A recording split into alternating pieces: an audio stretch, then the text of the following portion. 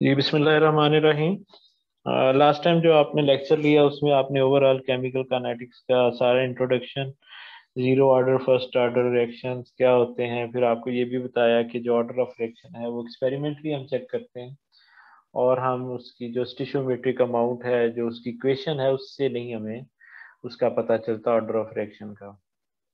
बाकी चीज़ें किस किस पे ये रेट ऑफ रिएक्शन डिपेंड करता है वो भी हमने पढ़ लिया।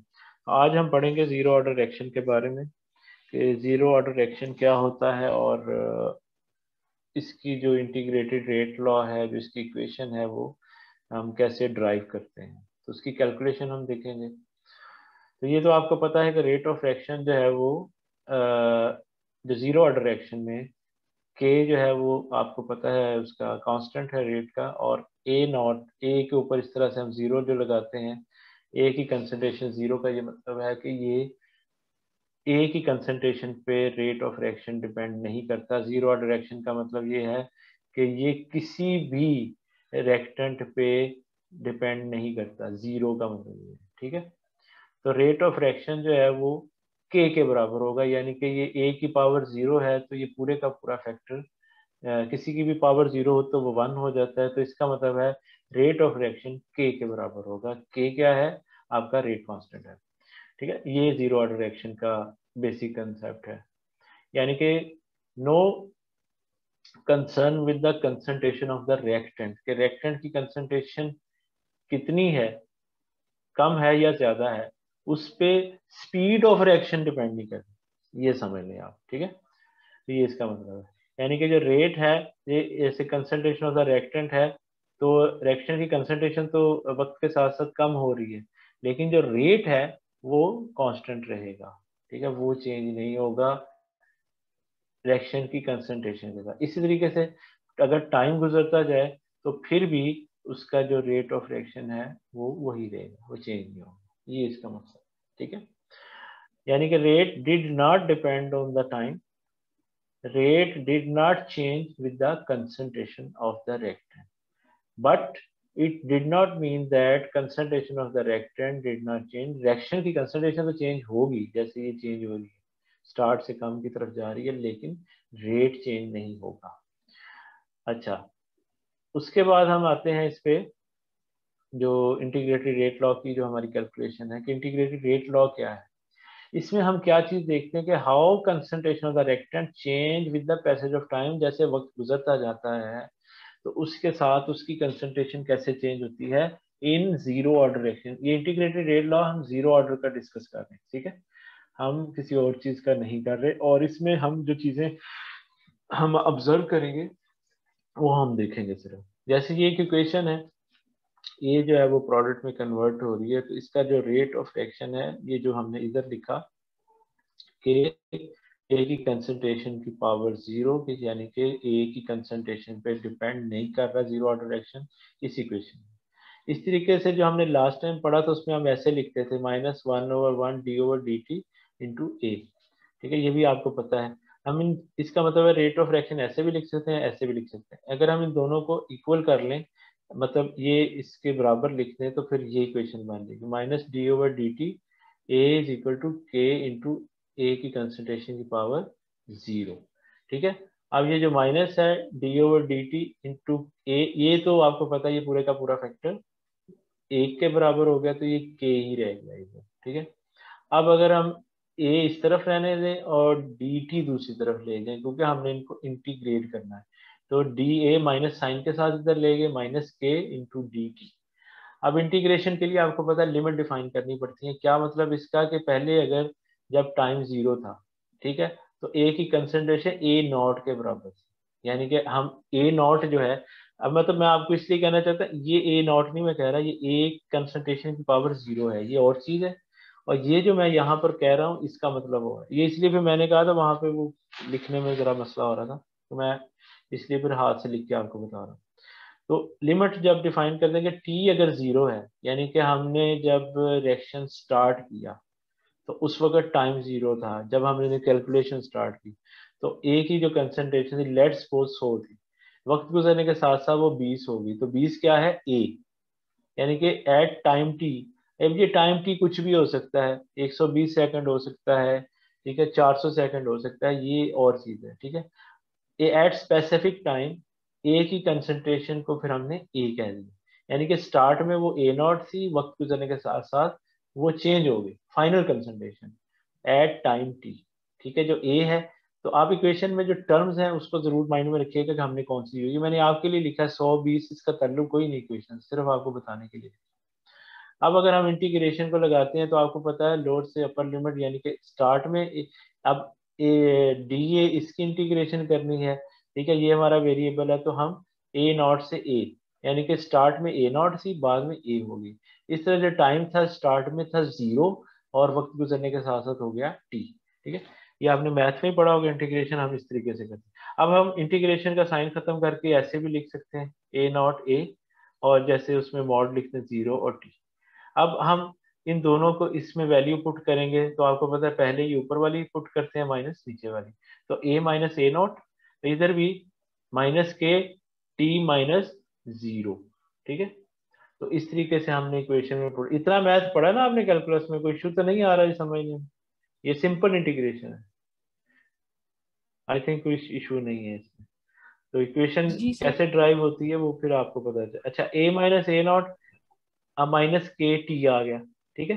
तो ए minus A not minus K T, अब हमने ए इधर रहने दिया, ए नॉट उधर जाके प्लस हो गया, तो A is equal to A not minus K T. ये जो हमारी इक्वेशन बनी है, ये integrated rate law for zero order reaction है। बड़ी सिंपल सी बात है, मैं दोबारा से आपको बता देता हूँ कि आपने स्टार्ट में, मतलब इसका प्रोसीजर आपको पता होना चाहिए कि रेट ऑफ रिएक्शन क्या है, वो के ए की कंसंट्रेशन की पावर 0 के बराबर है। उसके बाद हम इसको रेट ऑफ रिएक्शन, पीछे भी मैंने आपको पढ़ाया, ऐसे लिखते हैं -1/1 डी ओवर डी टी, ठीक है। वन क्या है, ये वन, ये वाला वन कौन सा है, ये इसका स्टिशियोमेट्रिक जो हम मोलर कंसंट्रेशन होती है वो होती है। यहाँ पर चूंकि आपको पता है ए के साथ कुछ नहीं लगा हुआ, तो हम इसको ऐसे लिख सकते हैं डी ओवर डी टी, ए की कंसंट्रेशन, यानी कि with the passage of time जो चेंज आएगी वो हम इस तरीके से भी लिख सकते हैं रेट लॉ।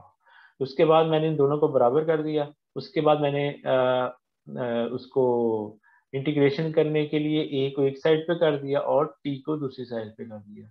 और चूंकि आपको पता है के ऊपर लिमिट नहीं लगती, ये कांस्टेंट है, टी के ऊपर ही लिमिट लगनी है, तो मैंने इसलिए इसको इसके बाहर लिख दिया, लिमिट लगाई। स्टार्ट में टाइम 0 था, वक्त गुजरने के साथ साथ कुछ भी टाइम हो गया, उसको हमने टी ही रहने दिया। इसी तरह से ए की कंसंट्रेशन स्टार्ट में अगर 100 थी, वक्त गुजरने के साथ साथ 20 हो गई, तो स्टार्ट में ए नॉट कह दिया, और वक्त गुजरने के साथ साथ जो फाइनल कंसंट्रेशन हुई वो जो हम जहां तक हम, ये लिमिट का मतलब यहाँ से लेके यहाँ तक हमने कैलकुलेशन कर, तो स्टार्ट से लेके एंड तक का जो प्रोसेस है वो सारा हमने किया। इस तरह से टाइम का भी स्टार्ट से लेके एंड तक का सारा प्रोसेस हमने उसको इंटीग्रेट किया। तो इंटीग्रेशन का साइन खत्म किया, तो ए और ए नॉट इस तरीके से लिखते हैं, और इसको जब सॉल्व करते हैं इक्वेशन को, तो हम पहले ऊपर वाली चीज लगाते हैं, उसके बाद नीचे वाली। तो आपको इस तरीके से फिर हम टी माइनस 0 आ गया, और ये हमारे पास इक्वेशन ड्राइव होगी इन सब चीजों में। अब हर चीज का क्या है कि ए नॉट इसमें क्या है, इनिशियल कंसंट्रेशन ऑफ ए, ठीक है, ये जब रिएक्शन स्टार्ट हुआ था। ए क्या है, concentration of A at any time T, कि वक्त गुजरने के साथ साथ वो कितनी होगी, ठीक है, और ये कम ही होगी, ए नॉट ज्यादा ही होगी, ठीक है। ए नॉट क्या है, ये स्टार्ट में कर सकती है ना, तो ए जो है वो कम हो जाएगी फिर वक्त गुजरने के साथ। के जो है वो रेट कांस्टेंट है, आपको पता है। और टी क्या है, time in which concentration change है, जिसमें ए नॉट कंसंट्रेशन ए तक चलेगी, यानी कि ये 100 से 20 पे चलेगी फॉर एग्जाम्पल। ये इसका मतलब, हर चीज के पूरे स्टेप्स आपको अच्छे तरीके से आने चाहिए। अब हम इसका ग्राफ बनाते हैं, स्लोप कैसे बनती है, ये चीजें हम पढ़ेंगे, ठीक है। थोड़ा सा खींचे भी चाहिए, लेकिन आपको समझ आ जाएगी। कंसंट्रेशन ऑफ टी, इसको मैं थोड़ा सा बड़ा कर देता हूँ, अब ठीक है, हाँ अब ठीक है। जी सर। अच्छा, concentration of T at any जो है वो हमने ले गए एक्स एक्सिस पे, और वाई एक्सिस पे क्या है, concentration of A at any time T, यानी कि क्या था। अब आपको पता है स्टार्ट में कंसंट्रेशन जो थी वो ए नॉट थी, वक्त गुजरने के साथ साथ कम होती गई, और एक टाइम आया, एक कुछ वक्त के बाद वो कंसंट्रेशन ऑब्वियसली खत्म तो होनी है, ठीक है। और आपको पता स्लोप के लिए मैंने कहा था हमेशा पॉजिटिव साइड एक्स एक्सिस का उसके साथ एंगल लेते हैं। तो टेन थीटा जो है वो उसका निकालना तो ये माइनस के बराबर है। ठीक हो गया। तो ये स्लोप कैसे निकली, कैसे पता चला, वो हमें यहाँ से पता चला। जैसे कैसे, मैं पिछली स्लाइड पे जाता हूँ। हमने नॉट माइनस की, इसको मैंने थोड़ा सा, मैं आपको ये याद रखिए, ये क्या है, A is equal to A not minus K T, ये इक्वेशन है। और आप क्या लिख, A not minus K T, ठीक है, सिर्फ के टी बाद में। तो ये आपकी ये स्ट्रेट लाइन इक्वेशन है, y is equal to M X plus C, ठीक है, जिसमें ये y इंटरसेप्ट है, ठीक है, ये y एक्सिस है, ठीक है। माइनस के क्या है, माइनस के बराबर है, ये माइनस के बराबर है, ठीक है। स्लोप माइनस में है इस तरह से, पॉजिटिव में होती तो आपको पता है ऐसे जानी थी। और टी जो है ये आपका एक्स एक्स नॉट जो है वो आपका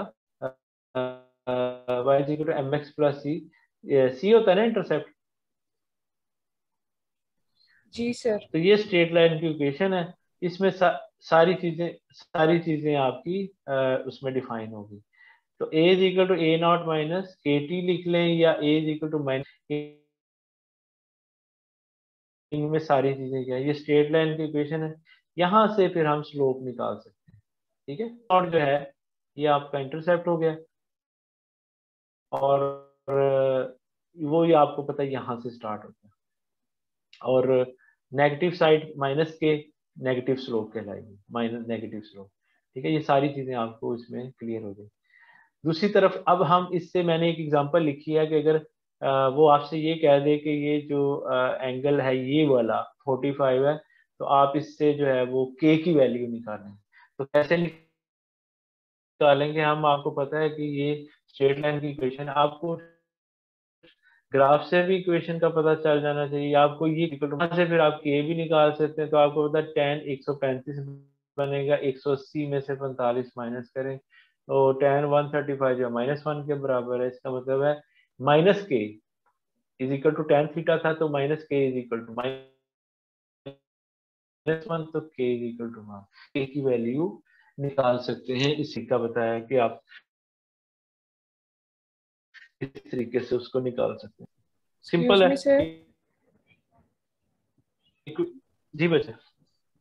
सर यहाँ पे जो हमने tan 135 लिया है, वो हमने इसलिए जी लिया है बोले। कि 45 को माइनस किया है, दो क्वाड्रेंट होने की हम्म। वजह से।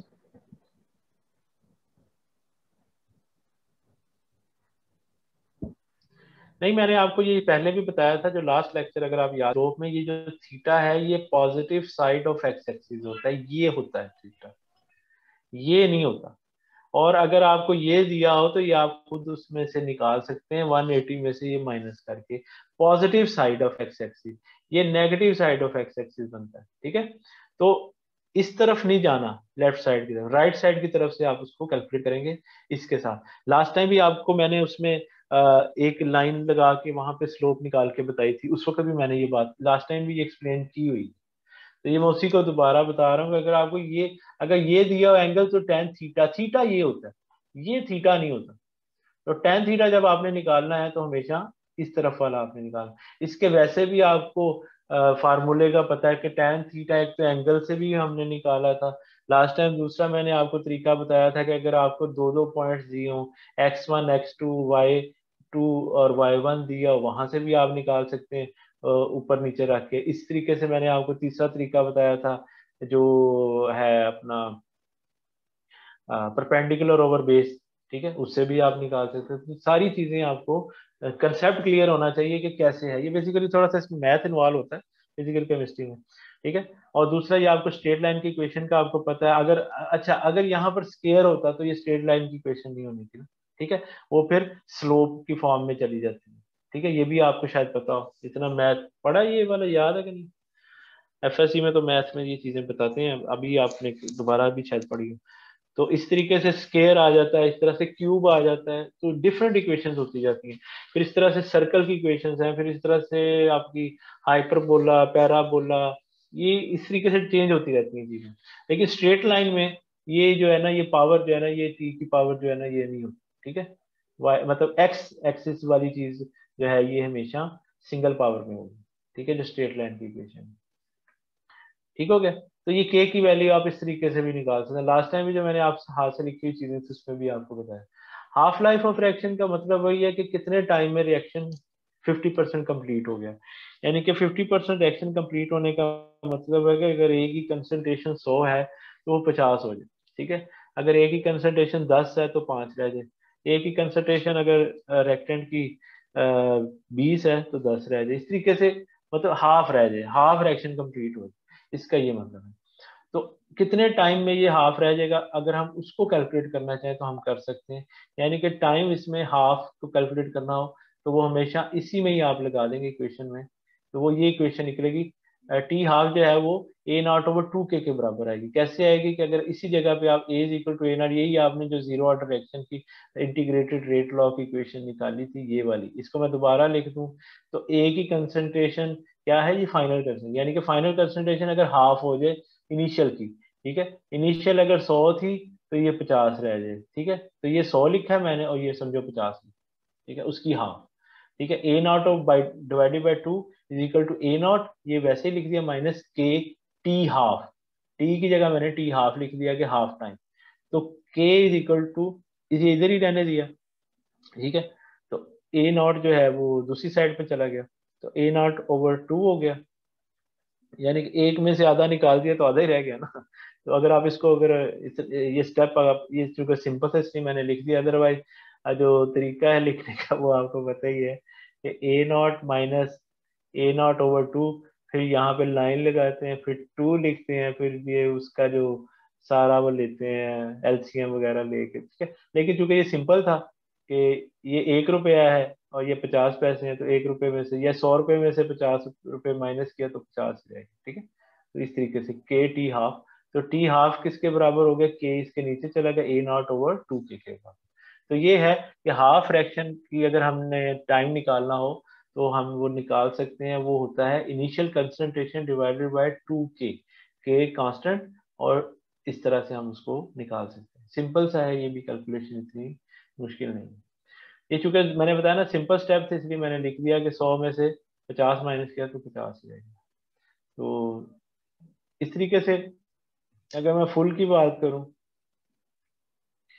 लाइफ टाइम रिएक्शन मतलब 100% रिएक्शन कंप्लीट होगा। और ये मैंने आपको बताया था प्रैक्टिकली ऐसा नहीं होता कि 100% रिएक्शन जो है वो कंप्लीट हो जाए। मतलब एक चीज आपने बनाई है और कुछ वक्त के बाद वो सारी की सारी प्रोडक्ट में कन्वर्ट हो जाए, उसके लिए हमें मेहनत करनी पड़ती है बहुत कुछ, इसके लिए प्रोटोकॉल होते हैं। लेकिन अभी हम इनिशियली स्टार्ट ही देख रहे हैं इन चीजों का, तो इसलिए ये समझ लें कि अगर वो रिएक्शन कंप्लीट हो जाता है, कैसे होता है, हम कैसे करवाते हैं, वो एक अलग चीज है।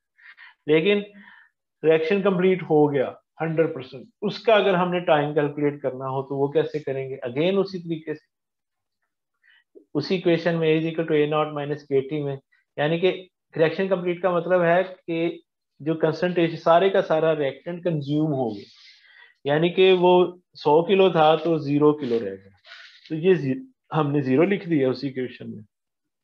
ए नॉट जो है वो स्टार्ट में कितना था, minus K T life time, L F लिख दिया।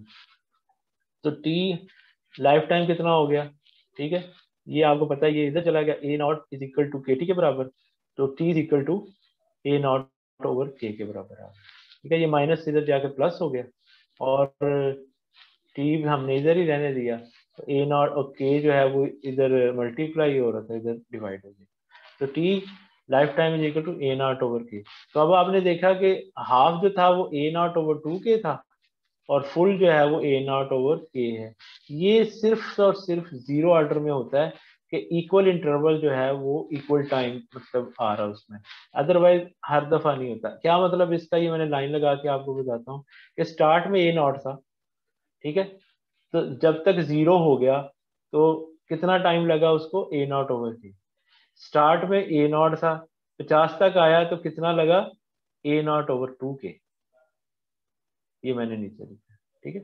यानी कि हाफ A0/2 के, बाकी हाफ भी A0/2 के, और टोटल फुल जो है वो A0/2 के। ये मतलब आपने इस चीज को ध्यान में रखना, ठीक है। ये जीरो ऑर्डर अगर आपको समझ आ जाए तो आपको फिर फर्स्ट ऑर्डर भी समझ आ जाएगा। उसमें जैसे जैसे हमने जीरो ऑर्डर के लिए कैलकुलेशन की है, इस तरह से फर्स्ट ऑर्डर में, तो उसमें लॉग और थोड़ी सी चीजें और इन्वॉल्व हो जाती हैं, लॉग आ जाता है, ठीक है। तो यहाँ तक आपको समझ आ गई, क्लियर है जीरो ऑर्डर का।